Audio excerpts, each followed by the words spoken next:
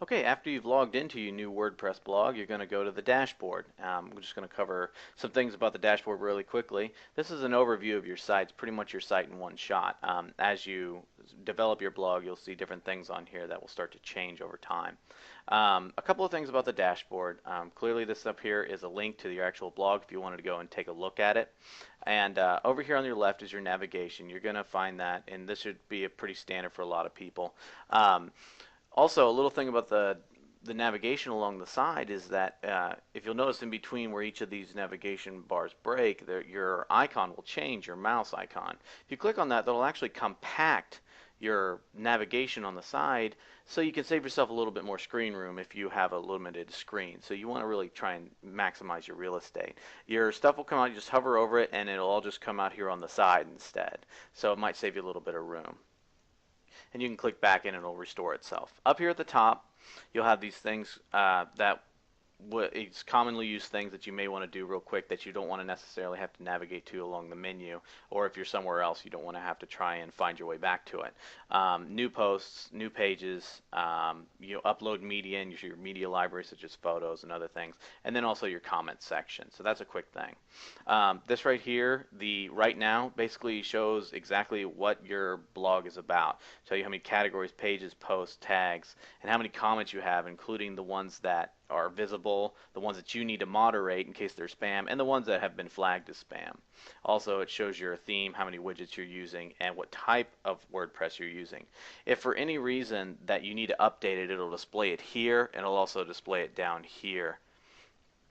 You can change your theme by clicking on this button very quickly. So, recent comments, if you have a comment that you may feel that you want to comment back on, or maybe maybe it shows that maybe it might be something that's spam, you'll see some of the recent comments here with also a quick menu that pops down that you can do right there from the dashboard. If you say, well, that's actually a spam comment, I want to spam it, or maybe even just want to delete it. Plugins, this is from WordPress itself. It's actually feeding to you directly. It's showing you kind of new plugins, popular plugins, recently updated ones. So in case it's something that you might be interested in, kind of keeps you in the loop about what's going on in the plugins.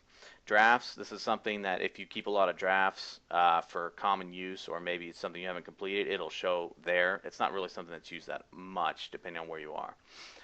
Also, the WordPress development blog shows you what's going on in the WordPress world, such as right now, as of the recording, Beta 2 just came out for WordPress 3.0, so if some people like to see what's going on in the new versions of WordPress, it'll show you that kind of stuff here. Other WordPress news, it's just basically their feed of their different things.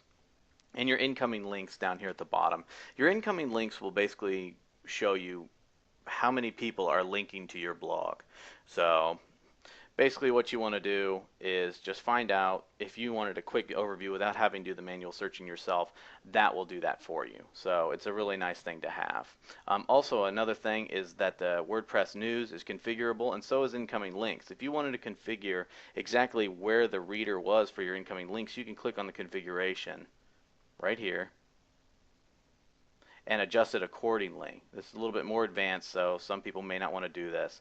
So if you have a lot of items coming in and new ones coming in every day, maybe you want to see which ones are coming in, or if maybe you don't really care, you just want to show 5. If you want to display the date that they were added, you can do that too. So it's just a quick option for you to have.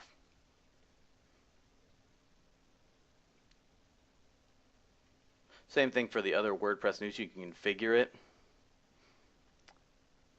And the best part about other WordPress news is that this is actually a feed reader. So if you have something maybe in your industry that you want to use, you can actually put anything you want in here, any feed at all. So if you wanted to feed from your favorite blog or your top digs or your stumble upon, you can put any feed in there. It just says WordPress news for now. So if you want to, that's just a quick feed reader for you to use at your disposal. It's not just WordPress news.